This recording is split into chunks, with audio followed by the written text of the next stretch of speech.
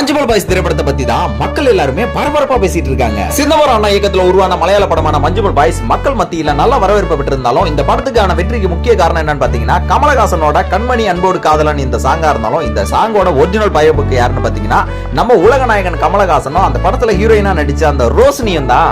எல்லாருமே குணா படத்துல ஹீரோவா நடிச்ச கமலஹாசனை தான் கொண்டாடுறாங்க. அந்த ஹீரோயினை மறந்துட்டாங்களே. சமீபத்தில் நடந்த ஒரு பேட்டியில குணா படத்தோட டைரக்டர் சந்தன பாரதி என்ன சொல்லியிருக்காருன்னா, இந்த படத்தை ரோஷினி பார்த்தாங்க, ரோஷினி பார்த்துட்டு ரொம்பவே சந்தோஷப்பட்டாங்க. குணா படத்துக்கு அப்புறம் அவங்க நிறைய படங்கள் பண்ண முடியல, அதுக்கப்புறம் மேரேஜ் பண்ணிட்டு போயிட்டாங்க. ஆனா அந்த குணா படம் இந்த அளவுக்கு ஒரு திருப்பு முனையை உருவாக்கும் அப்படின்றது தெரியாம போச்சு அப்படின்னு ரொம்பவே சந்தோஷப்பட்டு சொன்னாங்க. மஞ்சுமல் பாய்ஸ் தமிழ்ல ஹிட் ஆகிறதுக்கு முக்கியமான காரணம் கண்மணி அன்போடு காதலன் அந்த சாங் அப்படின்னு நினைக்கிறவங்க கமெண்ட் பாக்ஸ்ல உங்களோட கமெண்ட பதிவு பண்ணிட்டு போங்க. சாமியே தாலாட்டும் சாமியே நான் தானே தெரியுமா, சிவகாமியே சிவனில் நீயும் பாதியே அதுவும் உனக்கு புரியுமா.